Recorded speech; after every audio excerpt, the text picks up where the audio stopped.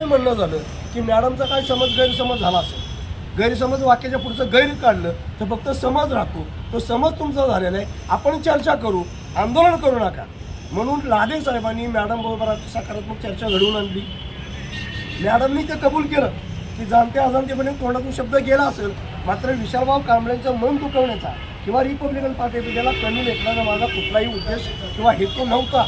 कराड तालुक्यात जेही काय बेकायदेशीर असेल, खडी क्रशर, खडीचे प्लांट आहेत, आरएमडीचे प्लांट आहेत, वीटभट्ट्या आहेत, वाळू तस्करी आहे, जे 2 नंबरचे धंदे महसूल विभागाच्या अखत्यारीत येतात त्या सगळ्या धंद्यांवरती करडी नजर ठेवून प्रत्येकावरती दंडात्मक कारवाई करून शासनाचा कोट्यवधी रुपयाचा महसूल कसा वाढवता येईल याचा कसोशीने प्रयत्न करू. हा शब्द कराडच्या तहसीलदार ढवळे मॅडमने आम्हाला दिल्यामुळं आज रोजीचं कराड तहसील कार्यालयाच्या विरोधातलं असणारं आमचं शिमगा आंदोलन आम्ही तात्पुरतं स्थगित करतोय.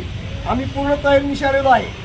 संघर्ष के आदी है हम, आंबेडकरवादी है हम. आम्हाला कुठल्या गोष्टीची पर्वा नसते. अधिकारी आम्हाला सहकार्य करत असेल तर आम्ही प्रेमापोटी त्या अधिकाऱ्याच्या सगळ्या गोष्टी सहन करतो.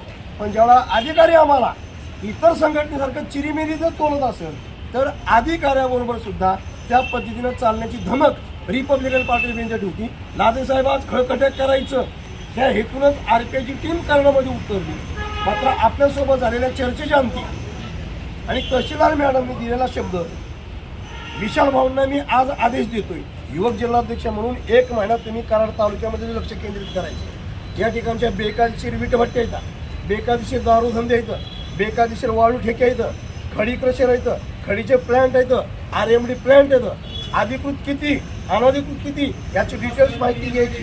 कारण या कराड शहरानं कराड तालुक्यानं लोकसभेला 14,000 मतदान देऊन त्या 14,000 लोकांनी आपल्यावर जो विश्वास ठेवलेला आहे त्या विश्वासाला तडा द्यायचा नाही.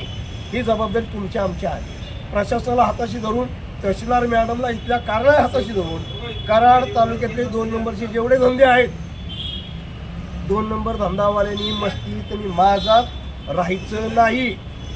आरपीआयनं सुरुवात केलेली आहे. तुमचं कायदेशीर असेल, माझा कुठलाही कार्यकर्ता त्रास देणार नाही.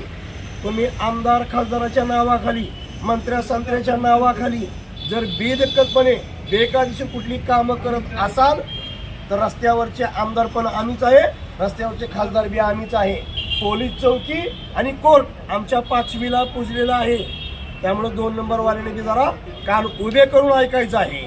जर बेकायदेशीर धंदा करत असाल थांबवा, कायदेशीर असेल कायद्याच्या चाकोरीत राहून काम करा. अन्यथा लादे साहेब आज तुमचं ऐकलंय, पुढच्या